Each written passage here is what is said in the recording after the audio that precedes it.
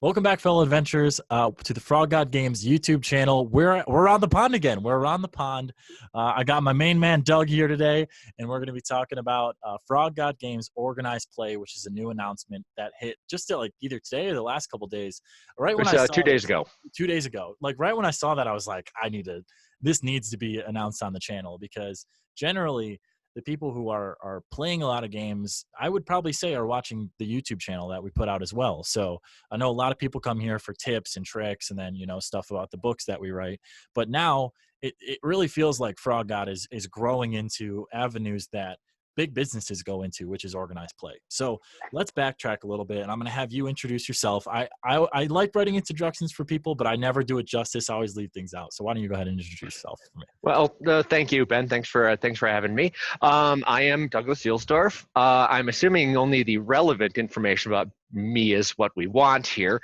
I started playing role-playing games, Dungeons and Dragons, the Moldvay box set, I believe, Christmas of 1981, and had one of the worst play experiences ever as my first one. It was with family, and nobody was interested in doing it, so I had to find my own place to delve into fantasy role playing, and I did, and I've been playing ever since, through most of the editions of the game, all the way up through 3 and 3.5. I missed 4, and I missed the beginning of 5, but now I've sort of been catching up.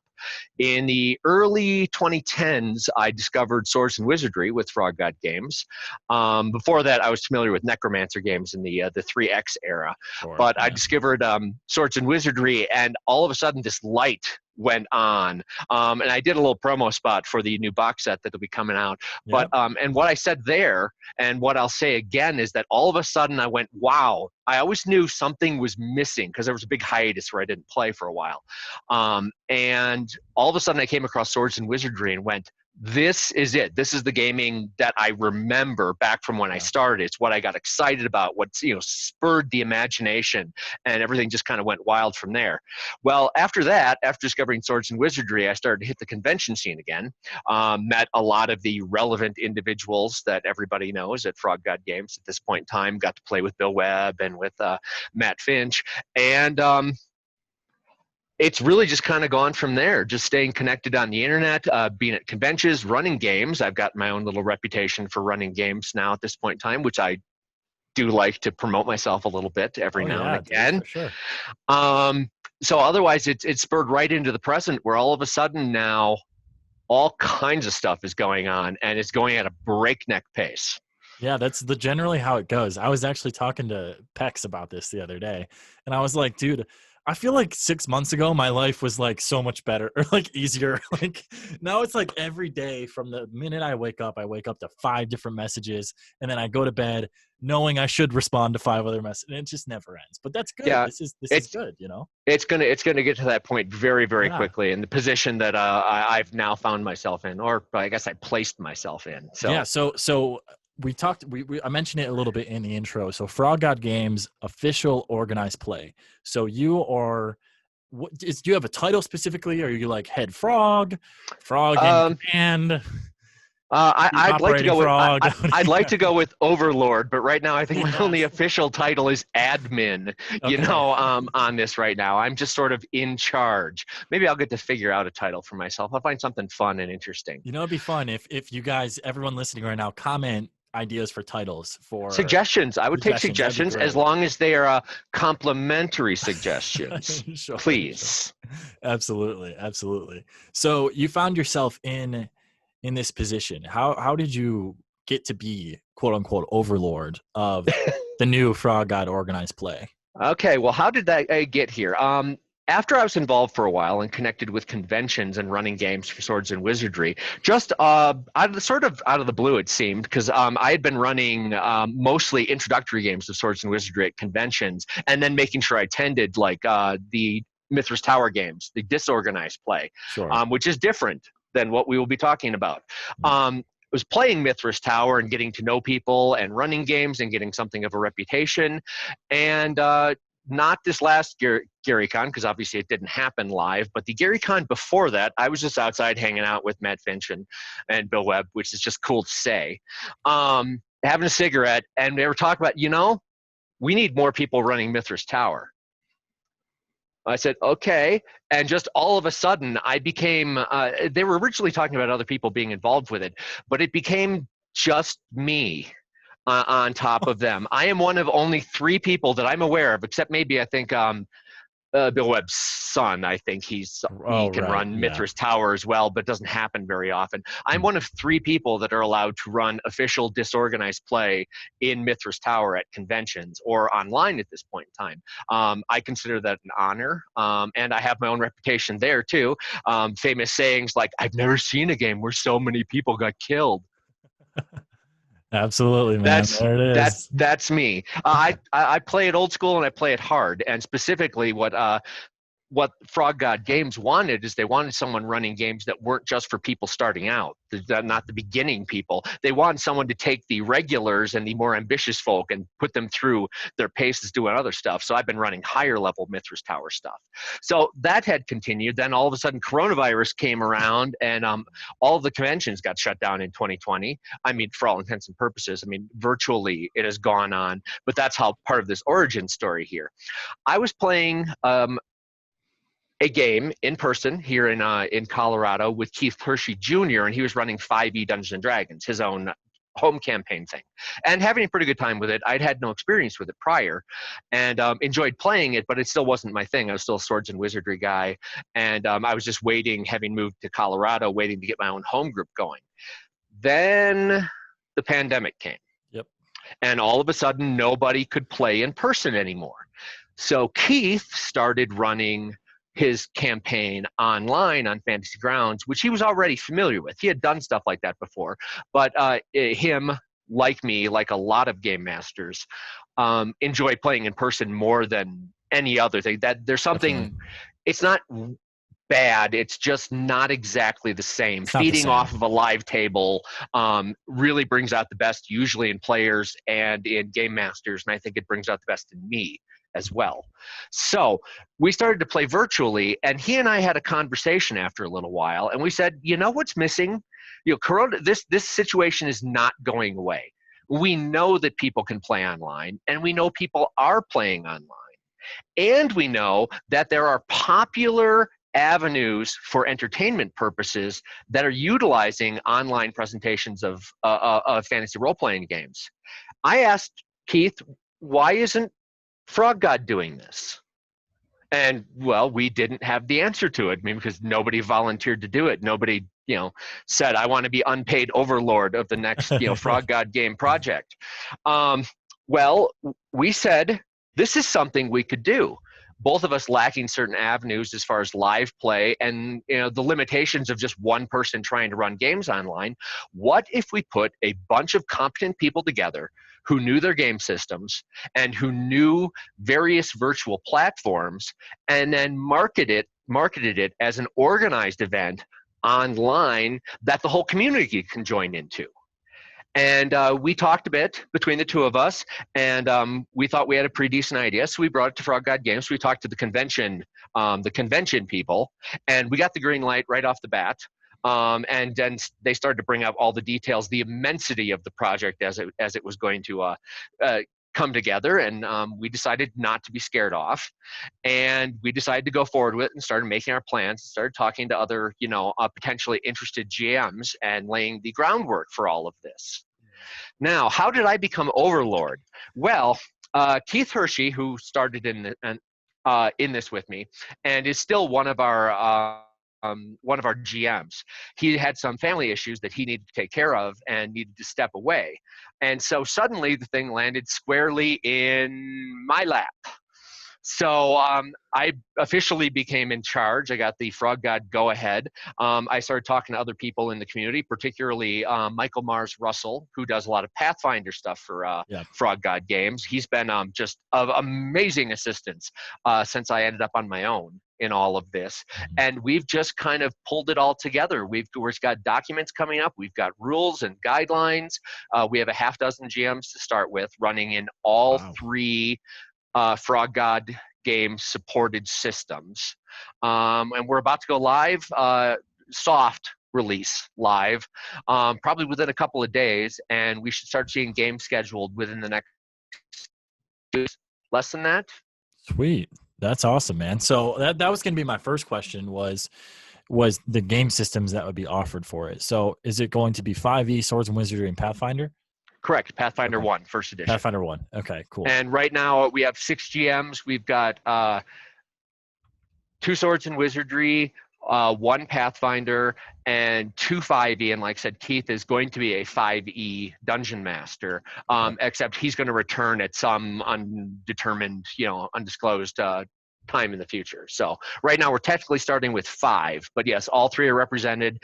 And the 2 that are likely to be the most popular, we've got 2 GMs to start with. And people have already started volunteering to run games as well. So that's good to put in my pocket, because I think once it catches on, and I do think it will catch on, that we'll need more people and need them fast. Yep, definitely. So what we're looking at here is like you make a character. I'm assuming that, do you guys have rules set out for character creation? We'll have organized play legal, that kind of thing? Yes, we will have standardized character generation, because everyone will have to start at first level in the system they're starting at, and everyone will have to create characters in the same way.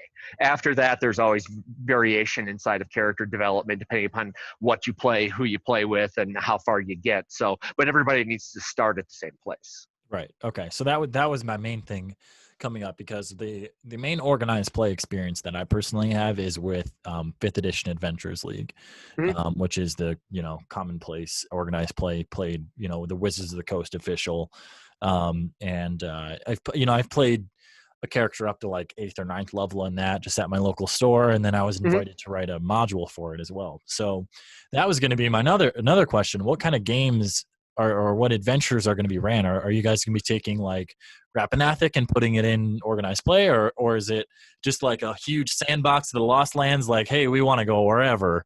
How do you guys? It's a little bit of both. Okay, cool. Initially, I've discouraged people from presenting huge consolidated campaign adventures right off the bat. Now, that said, I will probably be running an abridged, isolated portion of Rappanathic earlier on in it, but it's self-contained and not a free-for-all to go throughout the dungeon. I've steered people away from doing big connected campaigns because we need to build the player base first, so it's going to be a little more sandboxy and a little more flexible in that you can jump from one game to another with one GM or another, as long as it's all inside of the same system. Right. Okay. We're playing the Frog God Games catalog, basically exclusively. I've given the GMs the liberty of expounding upon or modifying Frog God Games material, but we are doing exclusively based on FGG and Necromancer products.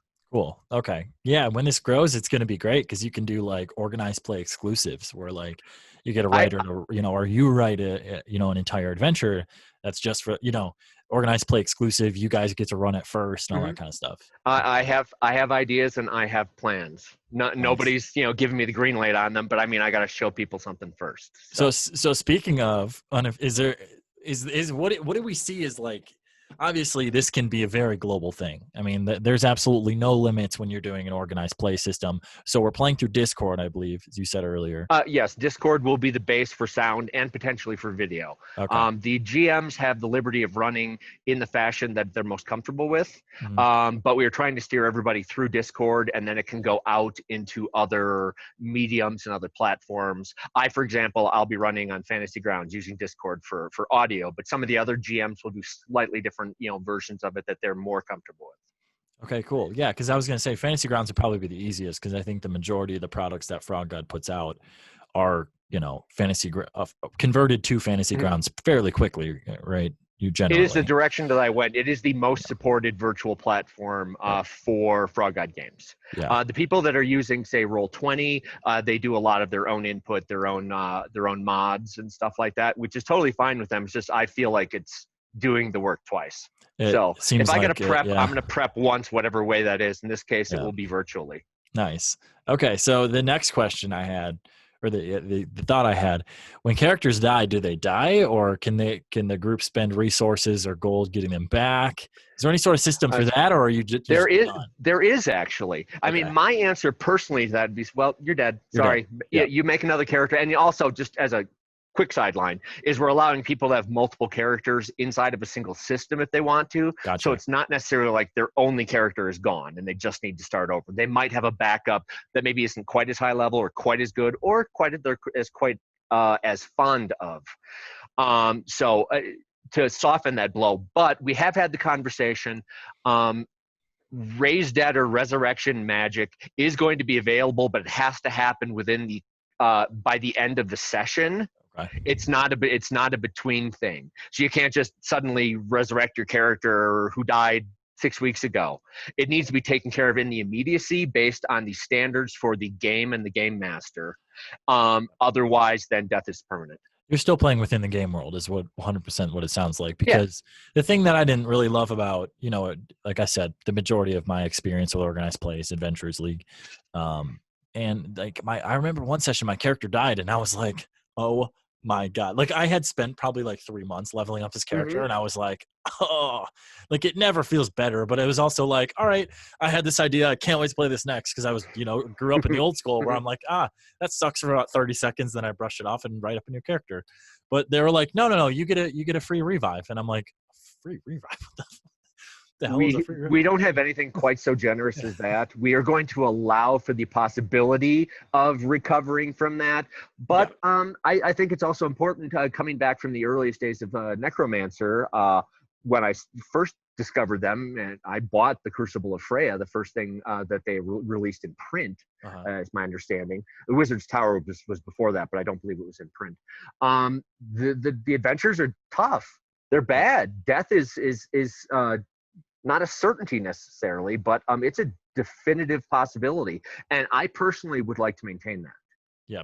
That, sometimes the story of your character's death can be as epic and as exciting and as worthwhile to tell as any other accomplishment that you might have that you survived. Oh, 100%. We have so many of those stories in our group where you're the last man standing and it's like you against the boss and you like just kill them, but you have this wound and you die like 10 minutes later and it's like, all right, well, it's like a movie. Yeah. It's like you finally get the last stab in, but you're bleeding out yourself and you sit down right next to the dead, and you write your little note to whoever comes to find you guys next. And you're like, I wish you could have seen that shit.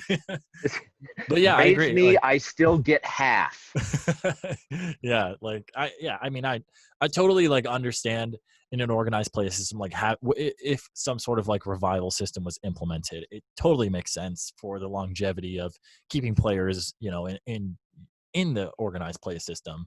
But it's inside of the realm of the game, which means we have to allow for it, but we don't want to be too easy about it where there's no consequence for failure or for doing poorly. That's the exact problem with it, is like I died and I think 2 other people died, and like there was no real explanation. It was just like, all right, well, in between sessions your character comes back to life, and I'm like, I don't even know if I want to do that. Like that doesn't even really make sense to me. And then I think I ended up making a new character because I was like, I think the GM has just replaced me with a doppelganger and he hasn't told me yet. Yeah, literally. So it's split up into the 3 separate systems, right? So are the GMs, are they only going to stay into those systems, or are they possibly, if there's a higher demand, going to go, for example, let's say, there's the 2 5e groups and the 1 Swords and Wizardry and 2 Pathfinder. If there isn't as many Pathfinder, is that GM good to go into Swords and Wizardry, or are you guys going to keep it? That's at the GM's discretion. Okay, cool. I would like to, for the ease of knowing what we're working with, that people at least initially stay in one lane. Okay. Until we say, for example, we've got several other GMs, and I can mention them. We've got Jonathan Barnhouse, also Pax. And we've got 2 Bills. We've got Bill Griggs and Bill Steffen. And Bill Griggs is starting out as a 5e DM for us, helping me out because I'm kind of new to running 5e actually. Though I've played quite a bit of it, I haven't run a lot of it. So he's helping me out, but he has specifically said that given the opportunity, he'd prefer to run Swords and Wizardry. And I can understand that. Swords and Wizardry is my system. And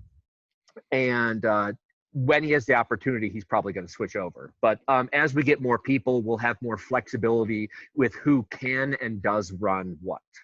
Okay, cool. So then I guess kind of like to wrap it up, I mean, we've talked a lot about it. Plus, I'm sure I don't want to steal too much thunder from you guys because this is your thing, and And most importantly, guys, there are links in the description of this video Thank you. to the Facebook group and to the Discord. The Discord, there will also be instructions there to download Discord if you have not used it before. This is where you want to keep up to date with all the announcements. So this is going to, I'm assuming, going to be an evolving thing. It's fairly new, so I'm super excited about it. I know you're definitely excited about it. Definitely. The thing that are we going to only keep Mithras Tower at conventions, or are we going to have conventions games for the organized play as well, or is this going to be a solely online? Originally, we were going to call it Disorganized Play and then riff off of Mithras Tower, but there's a distinct difference between what we're doing and Mithras Tower. Mithras Tower is Swords and Wizardry only. It's very specific to a small number of GMs that sort of have to get, I don't know, approved. I guess I got approved to do that. You got like knighted to the Mithras Tower. Yeah, actually, that's a great way of putting that. I'm going to keep that one. And we decided it didn't fit with organized play as we were conceiving it. So it's going to remain a separate thing. It will primarily be at conventions, whether those conventions be in person, hopefully in the near future, or virtually, which it's already happening, and keep it as its own separate thing. Because it's got its own feel, its own vibe, its own people running it. And so we want to strike out with something different and bigger, actually, than what Disorganized Play is, what Mithras is at this point in time. Definitely. So this has you just said it, the potential for growth on this is just immense. And I hope the people that I have are ready for it. I hope I'm ready for it. I'm sure you guys are going to do great. And this community is awesome. They've supported me just as much as amazingly, and I'm sure they'll support you guys, just as well. So I think too. Well, thank you for coming on. This is certainly exciting. This, again, like I said, this is an ever developing thing. So I'm sure that we'll have you back on the channel, in maybe a month or two when we're into it, and then we can give, maybe some like examples. Maybe we can even like record one of the games or something. That would be fun. Give some, there's, like I said, there is limitless options with this. So thank you for coming on the show. I appreciate it. Well, thank you very much for having me. Thank you for contacting me. I want to get the word out. And I think it's going to grow. It's going to grow and spread and take over, just like the Frog God. Definitely. Do you have anything else you want to say on it, or do you think you're good? No, actually, I think we're good. Just there will be more news and more developments as things go along. Yeah, I'd love to talk to you again in the future, because after we get about a month or two of falling into the right kind of pattern and gauging, interest and involvement, this will probably rapidly evolve into a slightly different thing, but I think a very exciting thing, and it's going to reach the things that I imagined that it could be, probably faster than I'll be ready for it. So, well, I mean, that's a good thing, those are good problems to have. Those certainly exist. Well, thank you guys for watching. Like I said, top links in the description will take you right to the places where you need to stay up to date with it. If you do not find those links, just go to the Frog God Games Facebook page. That is where Pex is on the case with announcing anything Frog God. Even sometimes he gets to uploading these videos before I do, which is crazy because I'm the one who uploads the videos. Pex is always on it. So go follow us on social medias and you'll be surely kept up to date. Doug, thank you very much for coming. It was good to talk to you, man. Thank you very much. Thank you, everybody. And I'll see you out in organized play. All right. We'll see you there. Keep going on. Adventures worth winning.